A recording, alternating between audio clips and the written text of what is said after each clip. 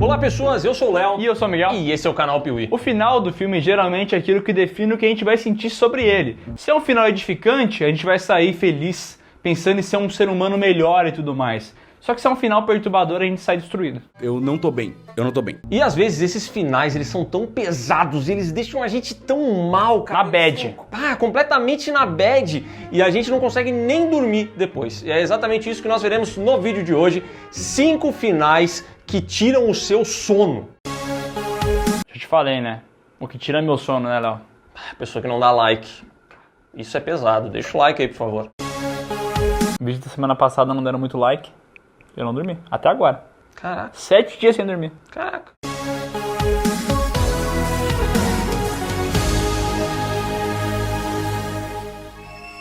Se tem uma coisa que os filmes do diretor grego Yorgos Lanthimos conseguem fazer, não vai elogiar?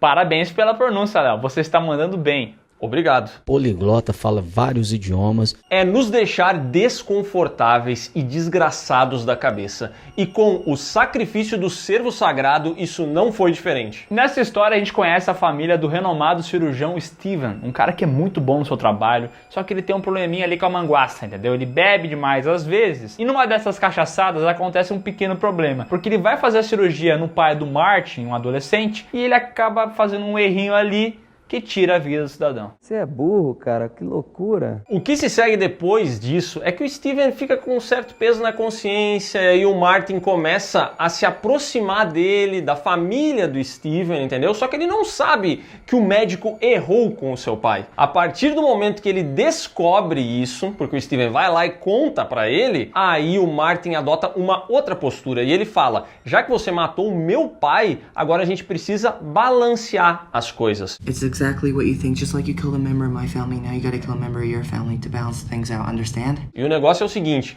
os seus filhos irão morrer, e aí ele descreve o que vai acontecer com essas crianças, entendeu? E a única maneira de impedir essas mortes é o Steven escolhendo algum membro da família dele e sacrificando essa pessoa, porque aí sim as contas vão bater. Perfeitamente balanceada. Tudo deveria ser assim também. E esse filme é curioso porque o Martin roga essa praga pra cima da família do Steven e a gente não entende muito bem como as coisas acontecem. Se é algo de maldição, se é algo de toxina, não dá pra entender muito bem, né? Mas o que a gente entende é que, cara, como o Steven se dá mal. Ele fica destruído da cabeça e ele tenta fazer de tudo pra parar. Afinal, é no cirurgião. Então ele fala: bom, eu vou medicar aqui minha família e isso vai parar. Só que nada que ele faz consegue resolver a situação e cada vez mais ele fica ferrado da cabeça. As coisas vão se desenrolando exatamente como o Martin falou e chega um momento em que o Steven não vê saída. Ele precisa ceder, ele vai ter que sacrificar alguém. E essa cena em que ele cobre a cabeça das pessoas, pega uma arma e começa a disparar sem olhar pra onde ele tá disparando, entendeu? Porque ele tá querendo acertar alguém, mas ele não consegue escolher uma pessoa para matar. Cara, essa cena deixa você na bad, velho.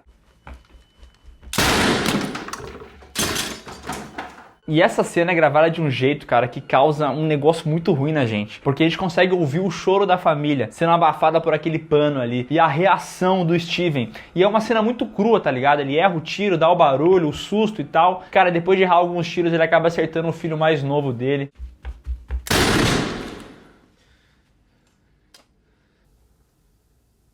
E como o Martin falou, a maldição parou depois disso aí. Só que, cara, é muito triste, né? Porque a gente sabe que esse homem aí não vai dormir nunca mais, né? E a gente que passou a história inteira acreditando que ele ia dar a volta por cima, também não consegue dormir depois disso. Nunca mais eu vou dormir, nunca mais eu vou dormir. No filme As Duas Faces de um Crime, de 1996, a gente acompanha o jovem Aaron, que foi acusado de um assassinato, tentando provar que quem cometeu o assassinato não foi ele, porque esse cara sofre de transtorno dissociativo de identidade, ou seja, ele tem duas personalidades, a do Aaron e a do Roy, que seria essa parte criminosa que de fato cometeu o crime. É, que no Piuí eu sou o Aaron e o Léo é o Roy, né? Muito complicado. Sabendo disso, o advogado do Aaron, o Martin, passa o filme inteiro tentando provar essa parada que é muito difícil de comprar, mas no fim das contas ele consegue. Ele prova que quem matou não foi o Aaron, foi o Roy. E esse é o momento da vitória, entendeu? Porque a gente ficou do lado do querido Aaron. Tipo assim, pá, é dupla personalidade, é bizarro esse conceito, é difícil de entender, mas a gente consegue confiar no Aaron é culpa do Roy, não do Aaron. Então o Aaron merece ser inocente. E aí a gente vai lá ver uma conversa final do Martin e do Aaron. A gente tá contente por finalmente ter acabado essa treta toda. O problema é que nessa conversa o Aaron acaba deixando escapar ali pro Martin que nunca existiu esse Roy. Esse Roy foi uma invenção do Aaron para convencer o mundo inteiro de que ele não fez o crime que ele fez. E ele convenceu todo mundo, inclusive a gente, que fica com a cara no chão, né? There never was an Aaron, counselor.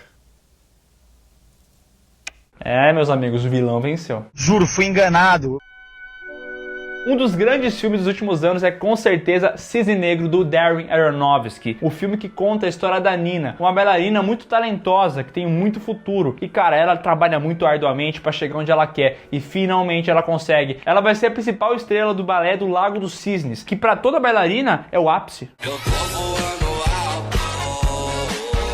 O problema é que algo tão bom vira um pesadelo na vida da Nina quando ela começa a se cobrar demais. Ela entende que aquilo ali precisa ser perfeito, ela não pode errar de maneira nenhuma. E pra piorar, ainda tem uma crápula, uma nova bailarina, Lily, que tá louca pra puxar o tapete da Nina. Eu não tenho paz nenhum. E aí esse filme começa a trabalhar uma parada que é muito difícil de entender, porque tu não sabe se o que ela tá vivendo é real ou se são visões paranoicas da protagonista. Problemas com a família, brigas do trabalho, festas que ela vai, várias coisas começam a acontecer e a gente, como espectador, começa a ficar perturbado junto com ela. O que a gente entende é que aos poucos a Nina vai perdendo a própria sanidade, mas é chegado o dia do espetáculo, da grande estreia, de ela brilhar, entendeu? E é justamente nesse dia que a gente percebe que ela virou o Cisne Negro. E a Lily, aquela invejosa do caramba, tá tentando ser ela. E ali, num momento de completa loucura, cara, a Nina mata a Lily.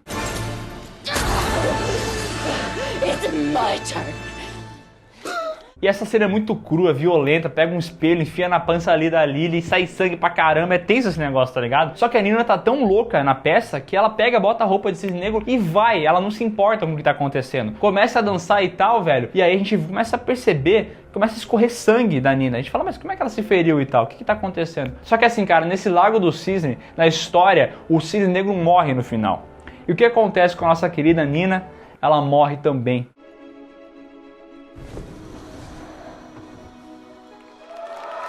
Porque olha o que aconteceu, quando ela meteu a facada lá na Lily, ela não meteu facada em Lily nenhuma, ela era a Lily. Então assim, a Lily até existia, mas a Nina ficava imaginando um monte de coisa, tipo elas fazendo sexo, ela depois imaginou a morte da Lily e tal, ou seja, a Nina tava bem pancada da cabeça. E assim a gente termina o filme vendo a Nina esticadinha no chão, com todas as pessoas aplaudindo e ela entendendo que finalmente encontrou a perfeição. Mas a que custo?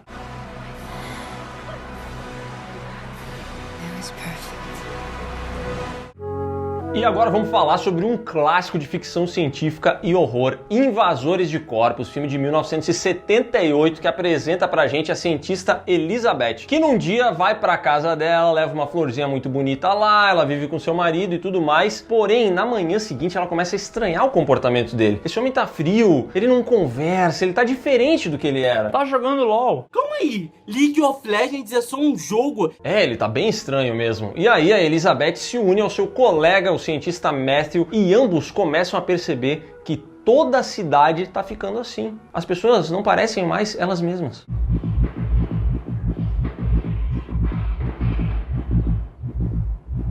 Que viagem é essa, velho? E no decorrer do filme a gente entende o que está acontecendo. É uma invasão alienígena. Os alienígenas vieram para a Terra. Sempre eles, né, cara? Sempre eles. Estão começando a assimilar as pessoas. Então elas copiam a forma e viram aquela pessoa. Com a aparência de pessoa, mas quem tá lá dentro? O ET Bilu. E sabe o que ele veio procurar? O quê? Conhecimento.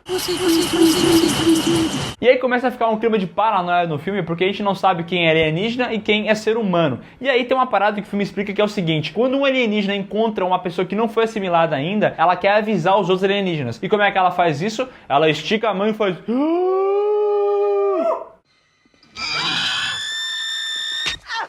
E isso é uma parada muito assustadora já, mas tudo bem, a gente pelo menos sabe quando é alienígena. A história vai avançando e depois de um monte de treta, cara, a gente percebe que eles não vão conseguir parar os alienígenas, mas eles vão tentar se esconder pelo menos. Aí a Elizabeth foge, o Matthew também, e cara, eles ficam um tempo sem se ver. Só que no final do filme, a Elizabeth vê o Matthew passando, e ela fala, finalmente eu encontrei ele. Ela sai correndo animada pra falar com ele e fala, cara, eu achei que tu tinha sido capturado, como é que tu tá? Tá tudo certo, nós vamos continuar com a missão? E ele responde ela como?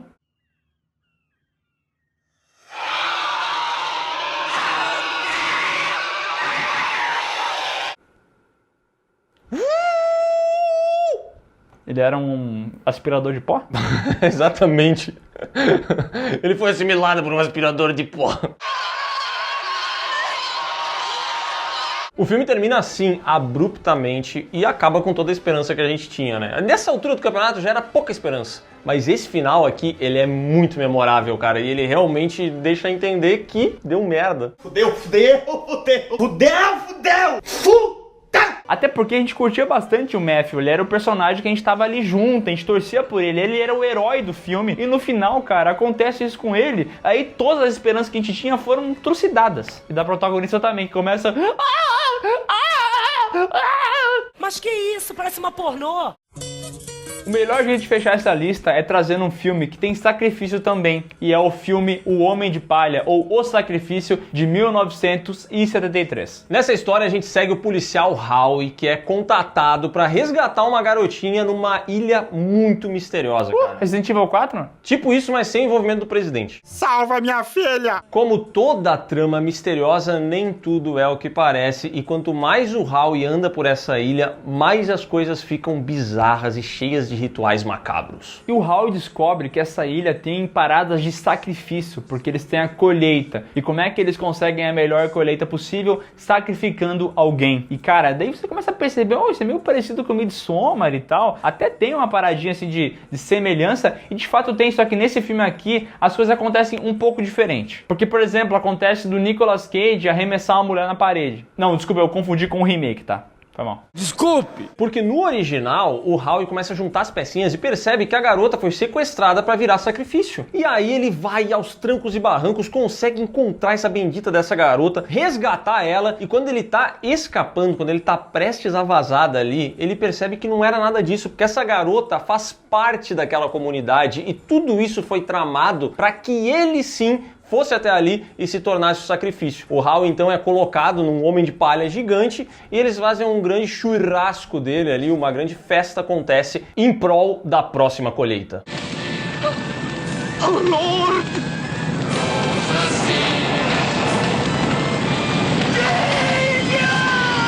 Esse final é muito potente porque, cara, matou o protagonista. A gente realmente confiava que ele ia conseguir escapar daquela ilha maldita junto com a garota, mas não, cara, dá tudo errado na vida dele e a gente vai deitar depois na cama com a cabecinha no travesseiro e fica pensando nisso e é muito triste. Só tem algo mais triste do que isso, que é o remake que foi feito com o Nicolas Cage em 2006, que, meu amigo do céu, esse filme aqui é ruim, mas é muito ruim. Só que ele é tão ruim, que ele dá aquela famosa voltinha e acaba ficando bom. Porque a gente vê o Nicolas Cage vestido de urso, o Nicolas Cage arremessando uma mulher na parede, o Nicolas Cage roubando uma bicicleta e o Nicolas Cage gritando em agonia. Not the beast! Not the beast! Not the beast! Oh, no, not the beast!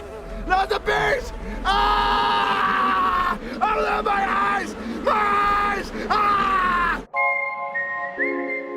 Então é isso, pessoal. Se você gostou desse vídeo, dá um like, maroto, se inscreve no canal, marca o sininho e comenta aqui embaixo o outro filme que tirou o seu sono, porque pode ter uma parte 2. E não esquece de seguir a gente nas redes sociais e de ouvir o PeeWeeCast, o podcast aqui do canal Peewee, que tá lá no Spotify. É um podcast exclusivo Spotify, tá? Que tem vários convidados, tem vários temas, programas com mais de 1 hora. É muito conteúdo lá no PeeWeeCast, cara. Melhor podcast do Brasa.